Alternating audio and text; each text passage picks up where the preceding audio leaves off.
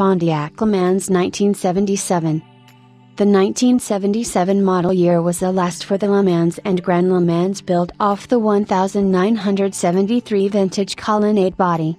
Appearance changes were limited to revised grilles and taillight lenses.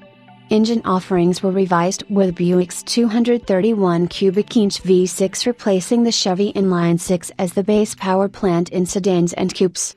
The base V8, standard on safari wagons and optional on other models, was Pontiac's new 301 cubic inch engine based on the same V8 engine block as other Pontiac V8s but utilized many lightweight components. Optional V8s were pared down to Pontiac-built 350 and 404 barrel power plants. The 3-speed manual was the standard transmission on V6 models, while the turbo hydromatic was optional and the only transmission available with the V8 engines. Those drivetrain offerings were available in 49 states. In California, Pontiac V8s were not offered for 1977 due to the inability to meet that state's more stringent regulations. For California, the Buick V6 was standard on most models with the available V8 engines were Oldsmobile's 350 and 403 4-barrel engines. Turbo hydromatic was the only transmission offered in California. A sporty performance model based on the LeMans Sport Coupe called the Pontiac Can-Am was a one-year-only offering for 1977.